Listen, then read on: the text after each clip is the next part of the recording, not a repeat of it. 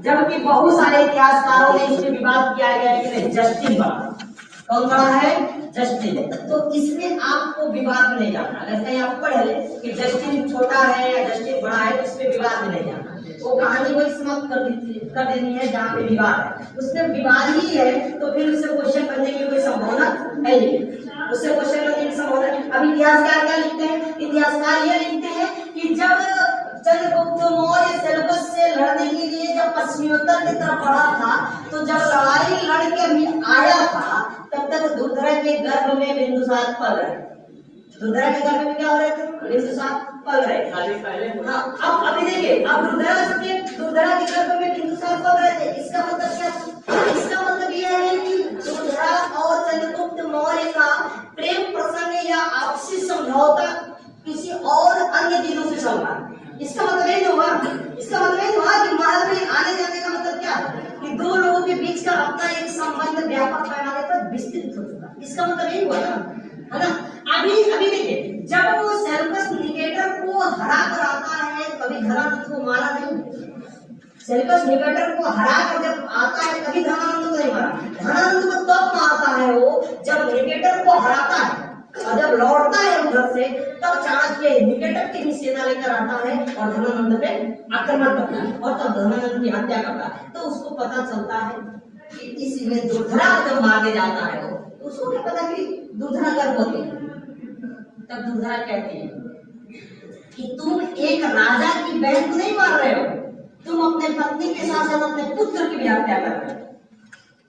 तब चंद्रगुप्त मौर्य रुकता है और पूरी बात उसको जब सेनानायक बताते हैं कि दुर्धरा गर्भवती है, तब चंद्र को अपनी कहानी याद आती है और तब उसके धनानंद की बहन से क्या करता है?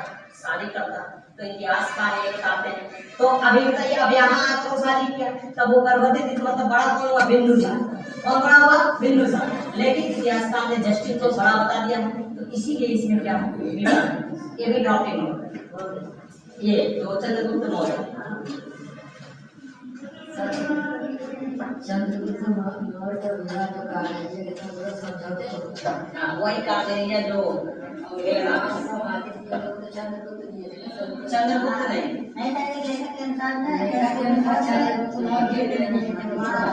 बिल्कुल चिंता न करिए, अभी आते हैं वहां से, क्यों दिए थे भैया पहले ये लोग।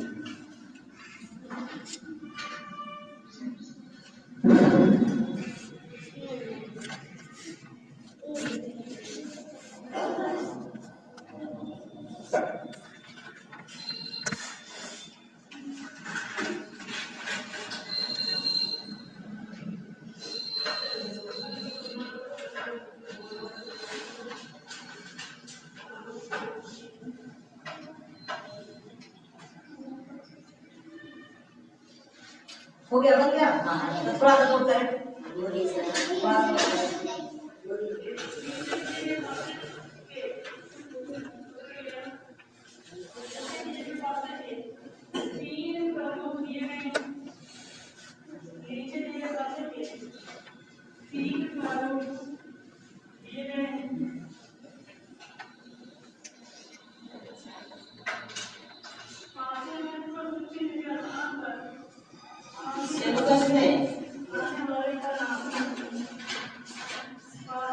सेल्यूकस ने अपने चार प्राण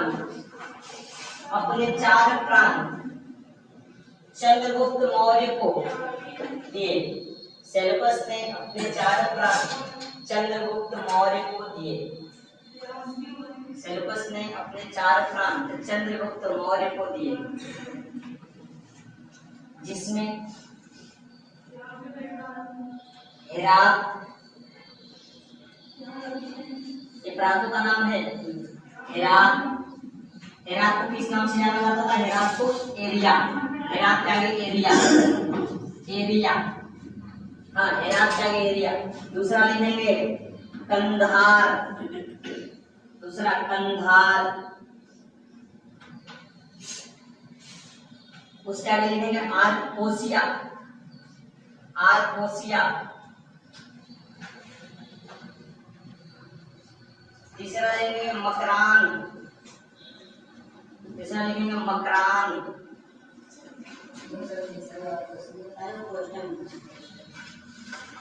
तीसरा लिखेंगे मकरान, उसके आगे लिखेंगे ड्रेडेशिया, ड्रेडेशिया, ड्रेडेशिया,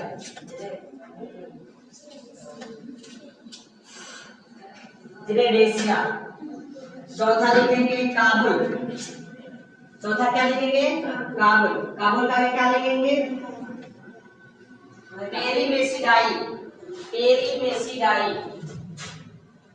पेरीमेसिडाई। काबुल का क्या लिखेंगे? पेरीमेसिडाई। काबुल का क्या लिखेंगे? पेरीमेसिडाई। आगे और लिखेंगे ये चार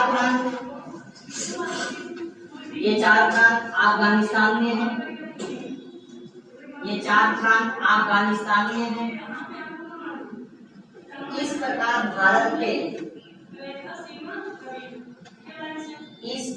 भारत के पश्चिमी उत्तर सीमा हिंदू कुश पर्वत तक पहुंच गए। पश्चिमी उत्तर सीमा हिंदू कुश पर्वत तक पहुंच गए। हिंदू कुश पर्वत तक पहुंच गए। इस प्रकार भारत के पश्चिमी उत्तर सीमा हिंदू कुश पर्वत तक पहुंच गए। हिंदू कुश पर्वत तक पहुंच गई, है ना? कहाँ तक पहुंचे? हिंदू कुश पर्वत तक। भारत और अफगानिस्तान के बीच में जो पर्वत सीमा बनाती है वो कौन सा पर्वत श्रेणी है? हिंदू कुश पर्वत श्रेणी। वो कौन सी पर्वत श्रेणी है? हिंदू कुश। सबसे ऊपर जहाँ आप देखेंगे माउंट केटू, जहाँ पे है माउंट केटू देखें, ठीक उसी के ऊपर हिंदू कुश पर्वत श्रेणी का भाग है। माउंट केटू के ऊपर ही हिंदू कुश पर्वत श्रेणी का भाग है। यानी कि अब देखिए, अब मगध का विस्तार मगध से लेकर अब पूरे हिंदू कुश पर्वत श्रेणी तक क्या हो गया? मगध का विस्तार मगध से लेकर और पूरे हिंदू कुश श्रेणी तक क्या हो गया? फैल गया। अब विस्तार चारों तरफ फैल रहा है। देखिए, अब इधर मगध भी हमारा हो गया, उधर चार राज्य। अब पश्चिम एशिया के चार राज्य हमारे हैं।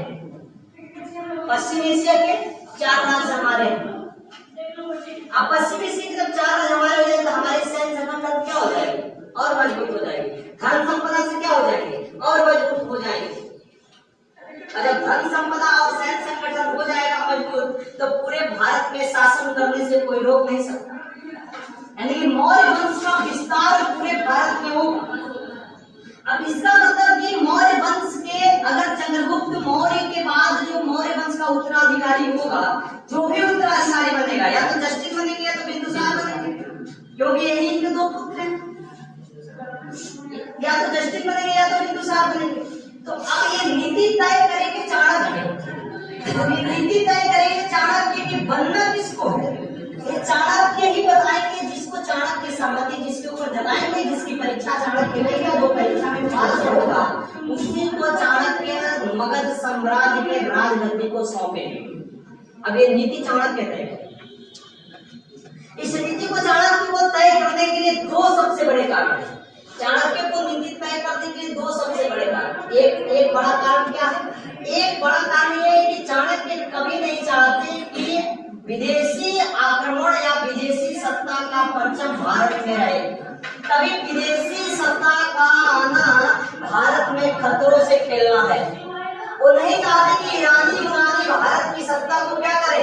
संभाले। अगर ईरानी और यूनानी भारत की सत्ता को संभालेंगे तो ये सत्ता उनके पास चली जाएगी और भारत की जनता को, मगध की जनता को, और भी जितने भी हमारे गणराज्य हैं, जैसे कि अंग है, जैसे कि कौशल है, अवंती है, जैसे कि वत्स है, लिच्छवी है, ये सारे हमारे जितने भी गणराज्य हैं उनकी जनता में त्राहिमाम मच जाए।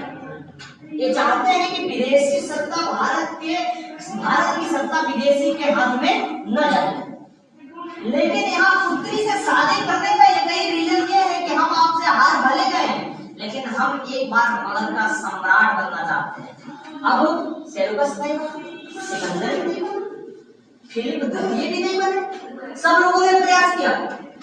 नंद वंश के समय सिकंदर की हार हुई, वहां से उनको हराया गया, वो लौटे, सेल्यूकस निकेटर आए, अब उनको हराया गया। तो उन्होंने ये ठान लिया कि हम सिकंदर नहीं, हम सेल्यूकस निकेटर सिकंदर के सेनापति और राजा से ज्ञान सबसे ज्यादा सेनापति का होता है। राजा से ज्ञान, राजा कहने का राजा का मालूम होता है, लेकिन राज्य में क्या क्या चल रहा है इसका संबंध सबसे ज्यादा किसके साथ होता है? वहां के सेनापति के साथ। अब ये सेल्यूकस था कौन? सिकंदर का कौन था? सेनापति। हाँ नहीं, नियार्कस था जल सेना, नियार्कस नहीं, थल सेना जल सेना, नियार्कस के पास। ये सिर्फ पूरे साम्राज्य को देखता, ये पूरे साम्राज्य को देखा, पूरे साम्राज्य को देखता था। ये जल को भी देखता था, स्थल को भी देखता था, आर्थिक को भी देखता था, और भी महल के जितने साम्राज्य थे। यानी कहने का मतलब कि विश्वास पात्र, कहने का क्या मतलब? ये विश्वास ये सिर्फ देखता। अब वो देखने के साथ साथ जब सिकंदर की मृत्यु हो गई तो यूनानी सत्ता का खतरा खंडन, यूनानी सत्ता कमजोर, क्योंकि सिकंदर की योजना भारत के प्रति बड़ी खतरनाक, सिकंदर की योजना भारत के प्रति बहुत खतरनाक। आप जानते हैं कि झेलम नदी के आसपास उन्होंने आक्रमण किया। आक्रमण करने के बाद से जो है, आक्रमण करने के बाद से उनको हार मिली और वहीं से अपनी सेना लेकर क्या चले वापस हो गई, जिसे हम कौन सा युद्ध कहते हैं? अजस्ता का युद्ध कहते हैं। और उसको क्या कहते हैं? हाइड्रेट स्पीड की युद्ध कहते हैं, हाइड्रेट स्पीड की युद्ध है ना। उसी को विकसता युद्ध कहते हैं। अरे झेलम को विकसता युद्ध कहा जाता है, इसी को विकसता। अब ये कहानी जो देख रहा था, ये कहानी देख रहा था, ये क्या नाम इसका? Seleucus Nicator. सेल्यूकस निकेटर इस कहानी को देख रहा था कि हमें भारत के ऊपर कैसे हार मिली। भारत को जो लोगों ने जीतने का प्रयास किया है उसमें क्या हुआ? मगध एक ऐसा साम्राज्य है, पूरे 16 गणराज्यों में मगध एक ऐसा महासाम्राज्य बना है जो सबको मात दे रहा है, सबको हरा रहा है, क्रमबद्ध तरीके से सबको हरा रहा है, क्रमबद्ध तरीके से सबको हरा रहा है, सबको मात दे रहा है। अब सेल्यूकस निकेटर की योजना क्या है कि हम इससे वैवाहिक संबंध स्थापित करें, हमारा 4 राज्य भले चला जाए, हम मगध में ही रह मगध के साथ दागाबाजी करें, मगध में रहकर फिर क्या करें?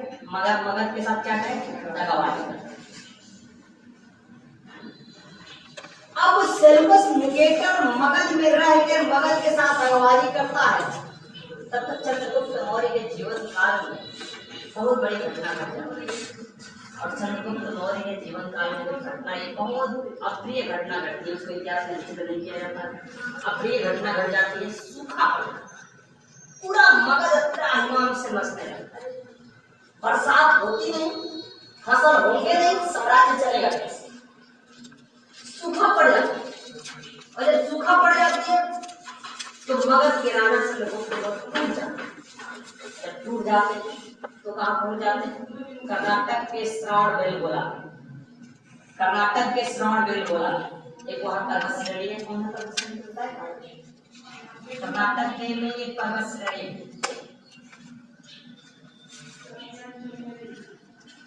याद करके आइएगा, ये आपका होमवर्क है। देखते हैं कौन पहुंच के आता है पर्वत श्रेणी। कर्नाटक के श्रवणबेलगोला में वहां पहुंच जाते हैं और संलेखना पद्धति से इनकी क्या हो जाती है? अब जब चंद्रगुप्त मौर्य की मृत्यु हो गई, उनकी कहानी समाप्त हो गई। अब इनके बाद निर्णय ये होता है कि मगध का साम्राज्य में राजा कौन? अब ये निर्णय किसके पास आया था? चाणक्य पूरे मगध के साम्राज्य की जनता के साथ एक मीटिंग बैठक करते हैं और उसमें यही निष्कर्ष निकल के आता है कि बिंदुसार को मगध साम्राज्य का क्या बना दिया जाए? राजा।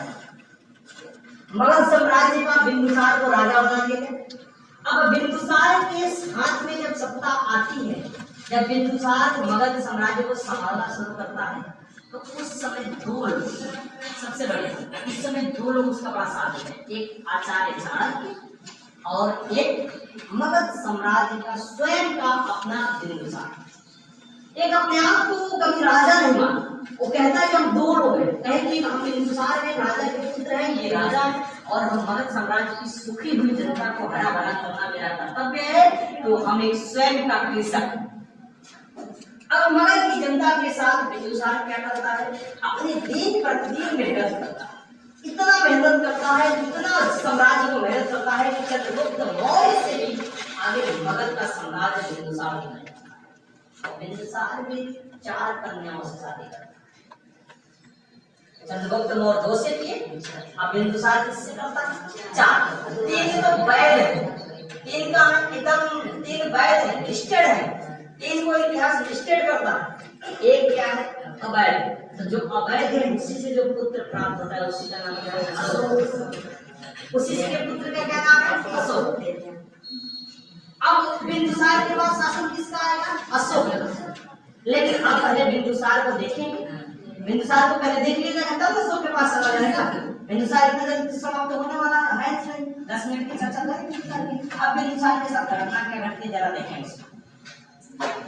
अब बिंदुसार के साथ घटना ये घटती है कि बिंदुसार आखेट के लिए बड़ा अपने आप को यूनिक मानता है। आखेट का मतलब है शिकार, आखेट का मतलब क्या होता है? शिकार।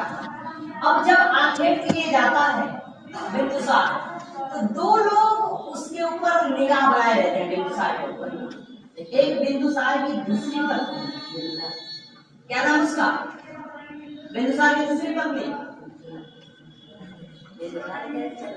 ना, बिंदुसार की दूसरी पत्नी। अब चंद्रगुप्त मौर्य तो संलेखना पद्धति से अपना प्राण त्याग दिए, उनकी कहानी तो समाप्त हो गई ना। बिंदुसार की दूसरी पत्नी क्या नाम है उसका? जिसके पुत्र का नाम है श्यामक। नहीं पता? खोज के आइएगा। देखिए कितने लोग खोज के लिए आते हैं। बिंदुसार की दूसरी पत्नी का नाम इतिहास में ये सब बहुत विवादित है, मिलता नहीं जाते, इसीलिए मैं आपको कहता हूँ खोज के लिए आइए। अशोक के अलावा इतिहास में 3 भाई और जंगल में घूमने वाले 1075 भाई जो राज दरबार में कभी नहीं है ना। अथेंटिक कितने पुत्र थे? 3 ही। अथेंटिक कितने पुत्र थे? 3। अथेंटिक 3 ही पुत्र थे। लेकिन बिंदुसार भोग विलास के बड़ा प्रेमी थे। जिस राज्य में चले जाए, जिस जंगल में चले जाए, जो कन्या दी गई उसी से प्रेम प्रसंग शुरू। उनका यही करता है। बिंदुसार की चौथी धर्मा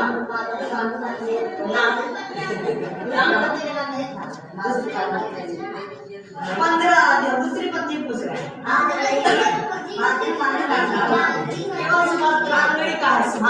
जिसे कहते हैं, जिसका नाम है धर्मा, इसीलिए मैं खोज के लेके आइएगा।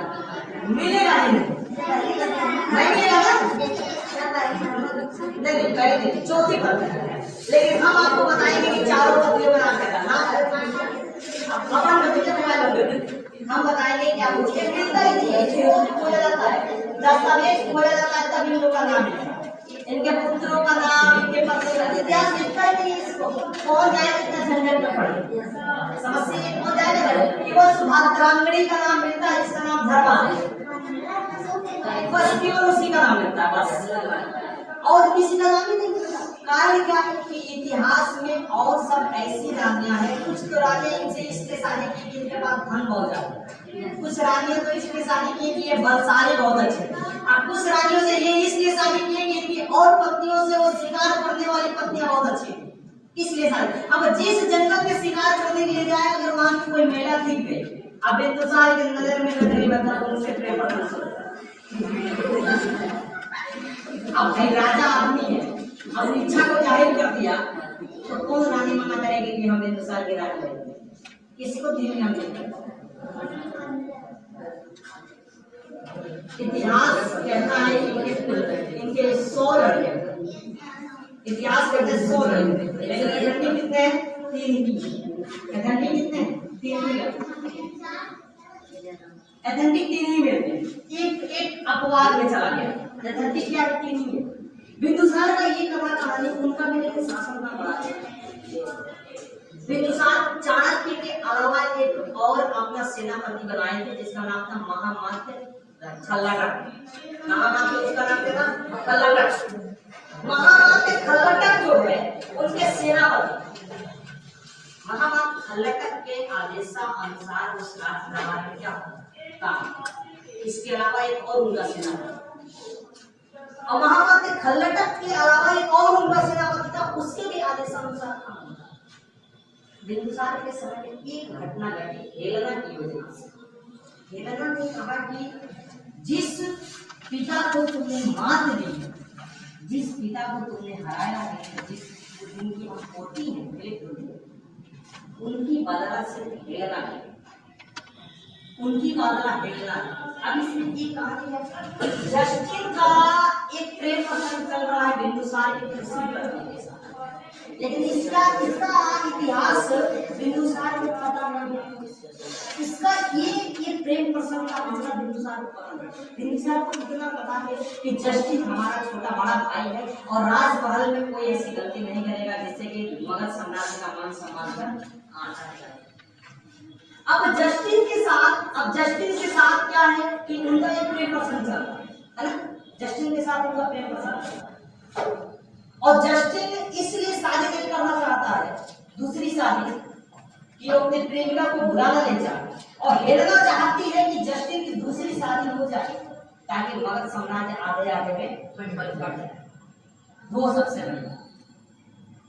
अब जस्टिन शादी नहीं करना चाहता क्योंकि ये किसी और गैर औरत से प्रेम करता है और उसकी माँ चाहती है हेलेना की जस्टिन की शादी करें और करा दे। इसी बीच में अवसर प्राप्त होता है उज्जैनी के शासक, इसी बीच में अवसर प्राप्त होता है उज्जैनी के शासक, नाम क्या है उनका? राजा जी। नाम क्या होगा? राजा जी। नाम क्या होगा? राजा जी अपने पुत्री की शादी के लिए प्रस्ताव भेजते हैं जस्टिन के पास। अब रानी हेलेना को ये लगता है, राजमाता हेलेना को ये लगता है कि इससे अच्छा मौका नहीं है, ये प्रस्ताव को स्वीकार बिना बिंदुसार के आग्रह के, बिना बिंदुसार के प्रस्ताव से वहां पे क्या होता है, प्रस्ताव को स्वीकार कर लेता है। और ये उज्जैनी के शासक, जरा इस लाइन को समझिएगा, बड़ा खतरनाक लाइन है। ये उज्जैनी के शासक वही उज्जैनी के शासक हैं जिनका भाई मगध पर आक्रमण किया था और उनकी हत्या बिंदुसार ने की थी।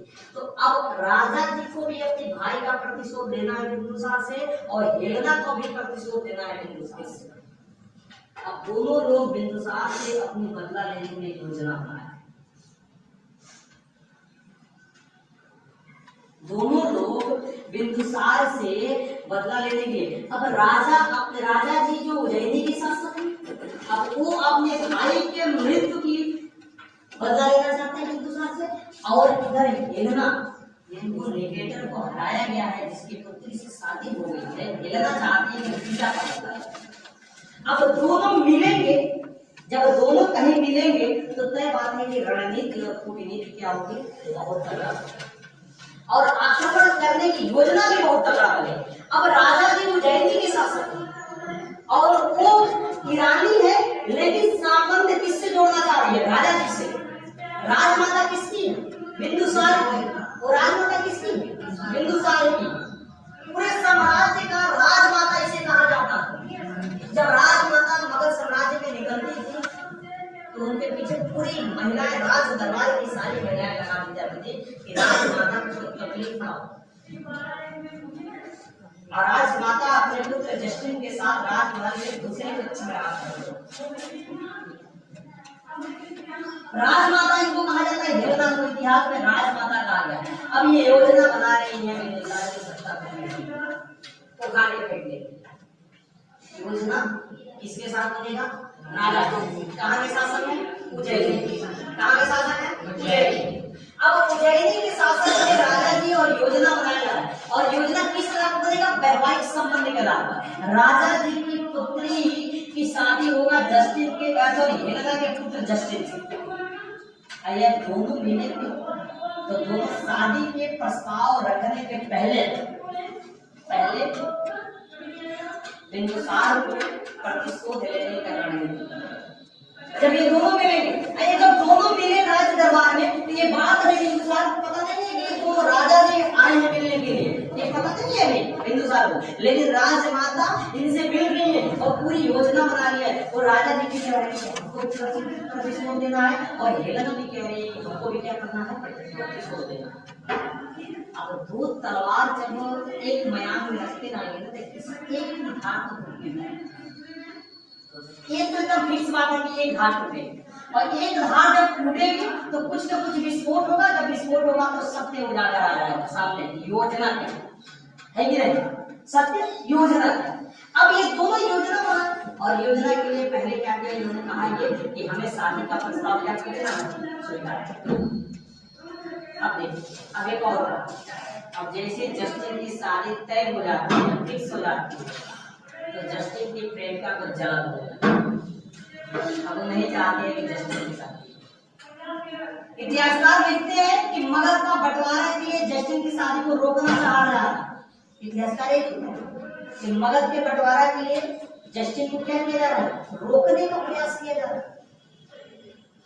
जस्टिन की प्रेमिका नहीं चाहती कि जस्टिन की शादी हो, और जस्टिन की मां चाहती है कि मगध साम्राज्य के गद्दी पर बिंदुसार नहीं कौन बैठे, जस्टिन बैठे, और इसकी शादी यही के उज्जैनी के शासक राजा के साथ। दो बड़ी कहानी। और जस्टिन की प्रेमिका भी उसी राज दरबार में रहती है जहाँ पे बिंदुसार रहता है और जहाँ पे जस्टिन रहता है।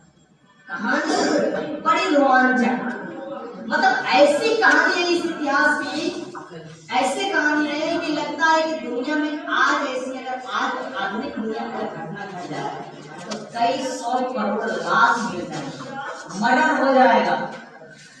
लेकिन इतिहास के लोग नहीं कहते हैं कि प्रेम मोहब्बत करना क्या गलत है, ये क्या हो रहा है, ये अभी से मगध साम्राज्य जब से हम बढ़ा रहे हैं तो क्या हो रहा है, कोई 3 शादी कर रहा है, कोई 2 शादी कर रहा है, हो क्या, किसी के 99 बच्चे हो गए, जहाँ सिंगार पे गया एक मोहब्बत हो गई, ये लोग लालच में सत्ता की प्राप्ति हो गई, ये सत्य बात हो रहा है, ये सब लोग लालच में सत्ता की प्राप्ति सच बात है। लेकिन प्रेम मोहब्बत के आगे से कहा जाता है, ये कहा जाता है कि हम आपसे मोहब्बत करते हैं, लेकिन हमको चाहिए क्या, आपकी सत्ता, हमको चाहिए क्या सत्ता। सिर्फ इंडिकेटर अपनी पुत्री हेलेना की शादी क्यों करना चाहता है, इसलिए नहीं कि हेलेना सुंदर है, इसलिए कि राजगद्दी पे हेलेना का पुत्र जस्टिन क्या होगा बैठे, इसलिए कहा इधर हेलेना क्यों नहीं जा, इधर वो क्या नाम है कि इसके जस्टिन की प्रेमिका उसके साथ करने क्यों नहीं जा रही कि मगध का बंटवारा था, मगध का बंटवारा हो जाएगा तो मेरा पुत्र राजा बनेगा, खंड में टूट जाएगा।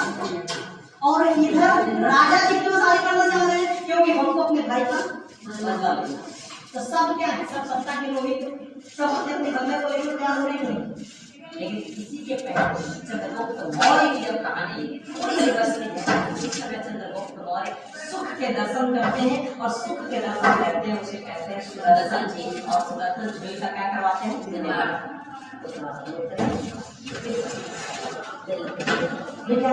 सुदर्शन जी का निर्माण, सुदर्शन जी का सुदर्शन जी का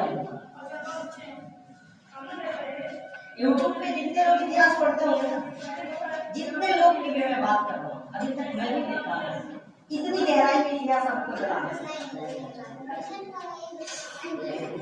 मैं रियलिटी कह रहा हूँ, आज भी मैं दावा करता हूँ, आपको चाहे जहाँ पढ़ के आइए इतिहास, चाहे जो कुछ भी, इतनी गहराई में मैं आपको ले जाकर निकाल आता हूँ।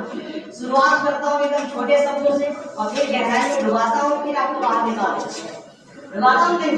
इतनी गहराई में मैं सच मैं लिखवाता नहीं पूरी बात, मतलब एक भी बात लिखवाने लगता है, लेकिन जितनी गहराई में मैं आपको इतिहास लेके जाता हूँ। ये राजा जी का उज्जैनी के शासक, राजा जी अपनी पुत्री की शादी जस्टिन से करना चाहते, अब बिंदुसार को मारने के लिए, क्योंकि बिंदुसार ने इसकी भाई की क्या किया था, हत्या करने के लिए युद्ध में, तो अब राजा जी इनसे बदला लेना चाहते। हमारे समझ में ना, समझ आ गया ना, इतनी जब भी आप इसे की साथ 22 साल तैयारी करोगे तभी बड़े काम का, इससे बहुत सारे ऐसे लोग जिनका खुद का अपना बड़ा सपना है कि हम कुछ बड़े करें, बहुत सारे ऐसे लोग हैं जिनका अपना सपना है कि हम कुछ करें, बड़ा सिविल की तरफ जाए, थोड़ा सा मेहनत करें, बड़ा पोस्ट करें, जाने सब ये पढ़ना, और इससे कम ही बल्कि पढ़ना। मैं सच बता रहा हूँ, मैं इसकी चर्चा करता हूँ, मैं इसकी चर्चा नहीं करता कि जैसे आप लोग ज्यादा पढ़ते हो, इसकी चर्चा करता हूँ सीख जाओ। मैं ये सोचता हूँ कि मैं 5 से 6 किलोमीटर दूर इतना सुबह उठ के 4 बजे 4:30 बजे उठ के इतना मेहनत करके 7 बजे आपके पास पहुंच के आने का मतलब वन लाइनर और कुछ बता के अलग से ना जाऊं, तो फिर मेरा आना भी अलग और आपका भी आना अलग है कि नहीं? है ना? बिना कुछ खाए के आप भी, बिना कुछ खाए के हम लोग भी, सब लोग, सबकी समझ। इसीलिए सोचता हूँ, मेरे दिमाग में यही चलता है कि आप अगर आए तो कुछ इतना अच्छा लगेगा कि जिंदगी में कभी एग्जाम नहीं रहे। कल को आप यहाँ से पढ़ के चले जाएं तो हमारे रद्द हो जाएंगे, आप अपने बताएंगे। तो जहाँ भी गए कम से कम ये याद रहे कि हमने इस चीज को पढ़ा है और इसकी कहानी को जानते हैं। अगर कहीं कहीं उसको समझाने की, कहीं उसमें बोलने की, कहीं उसको बताने की, कहीं किसी कुछ लिखने की कहीं बारी आए तो हमारा हाथ और हमारा दिमाग नहीं खुलेगा। और आप जितना भी यूट्यूब चैनल है, जो भी यूट्यूब चैनल बना रहा है, आप जानते हैं चैनल के अनुसार आपको ये एकदम सटीक इतना बढ़िया टॉपिक के साथ मैसेज बता नहीं मिला, कारण क्या नहीं मिलेगा, सोर्स की जगह नहीं मिलेगी। मैं आपको बोलूं ये सारे सोर्स इकट्ठा करने के कम से कम 10 किताब आपको पढ़ने को मिलेगी। कहीं पे कुछ लिखा गया है, कहीं पे कुछ लिखा, उसका पेज काट के उसमें जोड़ो, उसका पेज काट के, कम से कम ऐसा आपको लगता है कि साल में 15-20 किताबें हम पढ़ देते हैं, काट के कहीं से इसका शब्द काट उसमें लगाओ, उसका तब जाके एक छोटा सा तैयार होता, तब जाके तैयार, ऐसे थोड़े तैयार हो जाएगा ये। पता चला कि कहीं जस्टिन को कुछ और नाम लिखा गया, अब इसका सही नाम लिख लिया एनसीईआरटी को फाड़ो, फिर उसको सर्च करो, फिर पता चली ये वाली पिपली बात की कहानी कुछ और लिख दिया गया, फिर उसको भी सर्च करो, जो गलत है उसको फाड़ो, उसको हटाओ, पेज खत्म, कहानी का गलत जम गया, फिर उस पर नया पेज लगाओ। ये बड़ा मेहनत करना पड़ता है, ये ऐसे नहीं तैयार हो सकता। आपको लगता है कि ये ड्राफ्टिंग ये चीजें एक दिन में तैयार हो जाएगी? अगर हम आपको दे रहे कि चले कल से आपको मगध सम्राट यहाँ पढ़ाना है, कितने लोग पढ़ा रहे हैं?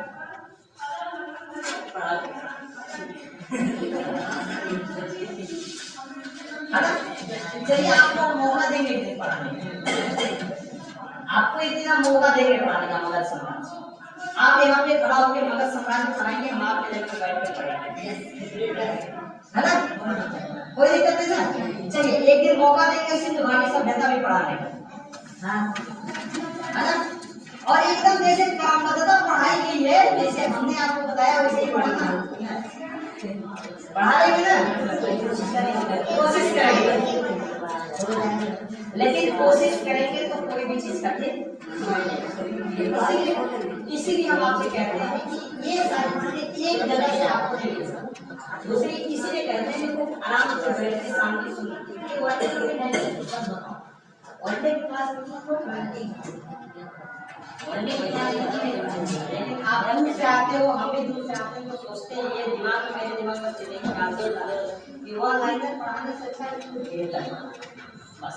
नहीं तो वनडे के लिए क्या, वनडे के लिए भाई इतना थोड़े वन लाइनर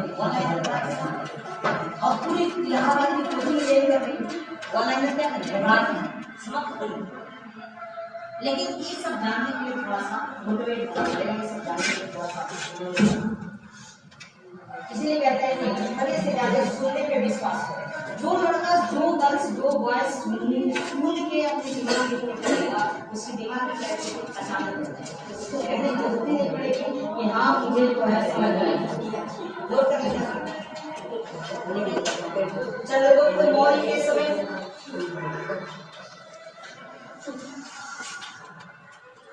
गुजरात के सौराष्ट्र क्षेत्र में, गुजरात के सौराष्ट्र क्षेत्र में चंद्रगुप्त मौर्य के समय गुजरात के सौराष्ट्र क्षेत्र में उज्जैन और रायवतक, उज्जैन और रायवतक, उज्जैन और रायवतक पर्वत के मध्य, रायवतक पर्वत के मध्य पालसीनी नदियों पर एक विशाल बांध बनाया गया, पालसीनी नदियों पर एक विशाल बांध बनाया गया,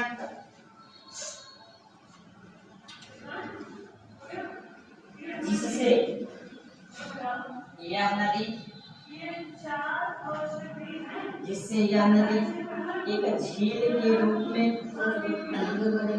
बांध बनाया गया, जिससे यह नदी एक झील के रूप में परिवर्तित हो गई, एक झील के रूप में परिवर्तित हो गई। इसी को इतिहास में सुदर्शन झील के नाम से जाना जाता है।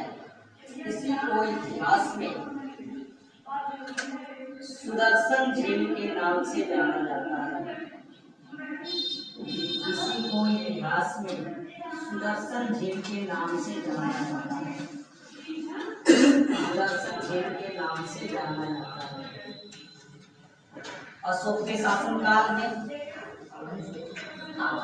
अशोक के शासनकाल में यहाँ से कई नहरें निकाली गई।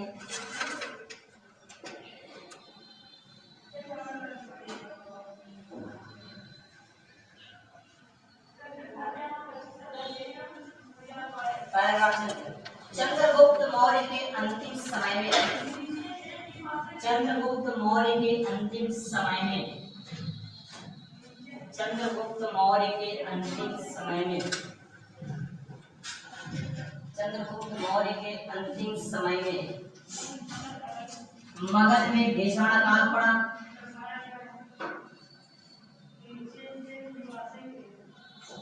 मगध में भीषण अकाल पड़ा।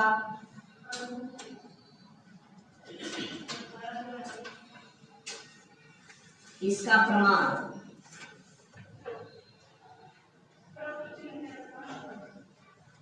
सहगौरा, इसका प्रमाण सहगौरा, क्वेश्चन में गोरखपुर, इसका प्रमाण सहगौरा, क्वेश्चन में गोरखपुर, तथा इसका प्रमाण सहगौरा, क्वेश्चन में गोरखपुर, तथा महास्थान,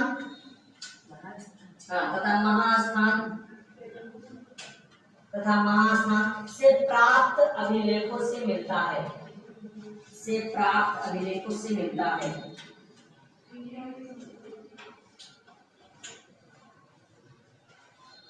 सहगौरा अभिलेख में,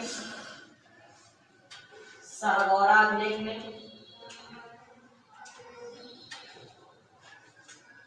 दो अन्नागारों का उल्लेख है। सहगौरा अभिलेख में दो अन्नागारों का उल्लेख है।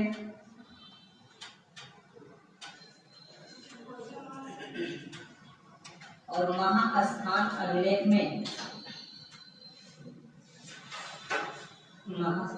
महास्थान अभिलेख में उल्लेख है। और महास्थान अभिलेख में, और महास्थान अभिलेख में कंकीड़ नामक,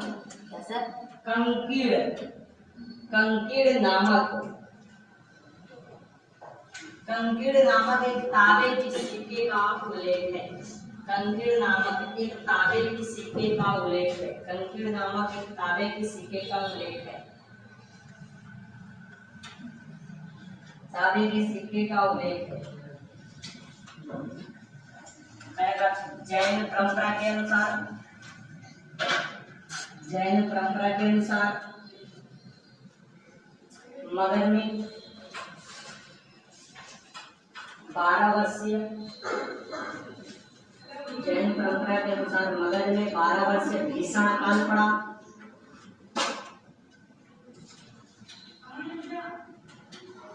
अंततः भीषण अकाल पड़ा।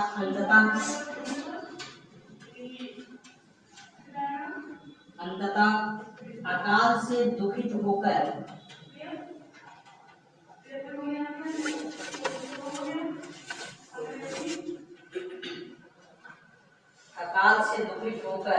चंद्रगुप्त मौर्य ने, अकाल से दुखित होकर चंद्रगुप्त मौर्य ने राज्य का परित्याग कर दिया।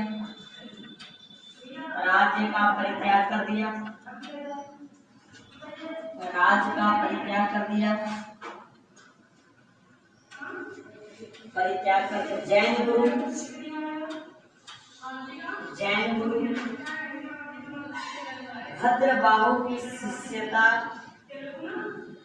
जैन गुरु भद्रबाहु की शिष्यता ग्रहण कर ली।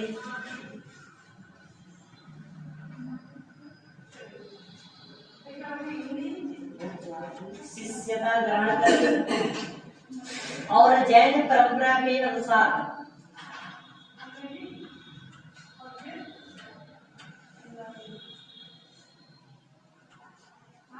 इन्हें विशाखाचार्य कहा गया। विशाखा नहीं, के बाद जो आता है विशाखाचार्य कहा गया। वह भद्रबाहु के साथ विशाखाचार्य कहा गया, वो भद्रबाहु के साथ कर्नाटक के श्रवणबेलगोला स्थान पर चले गए। कर्नाटक के श्रवणबेलगोला स्थान पर चले गए।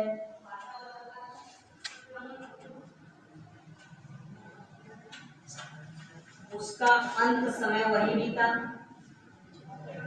उसका अंत समय वही बीता। तो चले गए, उसका अंत समय वही बीता।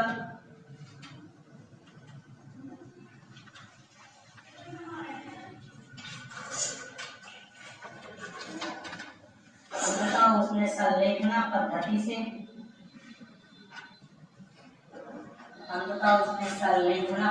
से अपना प्राण त्याग दिए। संलेखना पद्धति से अपना प्राण त्याग दिए।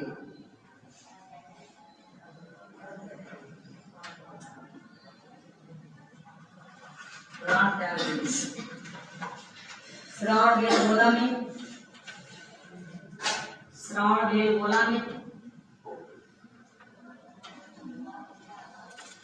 श्रवणबेलगोला में चंद्रगिरी नामक पहाड़ी पाई जाती है। श्रवणबेलगोला में चंद्रगिरी नामक पहाड़ी पाई जाती है। यह स्थल जैनियों के लिए पवित्र स्थल है। यह स्थल जैनियों के लिए पवित्र स्थल है। श्रवणबेलगोला में चंद्रगिरी नामक पहाड़ी पाई जाती है। यह स्थल जैनियों के लिए पवित्र स्थल है। यहाँ गोमतेश्वर की विशाल प्रतिमा स्थापित है। यहाँ गोमतेश्वर की विशाल प्रतिमा स्थापित है। यह जैनियों के लिए पवित्र स्थल है। यहाँ गोमतेश्वर की एक विशाल प्रतिमा स्थापित है। यहाँ गोमतेश्वर की विशाल प्रतिमा स्थापित है। अच्छा, चंद्रगुप्त मौर्य कुछ अभिलेख भी हैं, जानते हैं ना अभिलेख? उस अभिलेखों का हम नोट कराएंगे। यहाँ चंद्रगुप्त मौर्य क्या हो जाएंगे?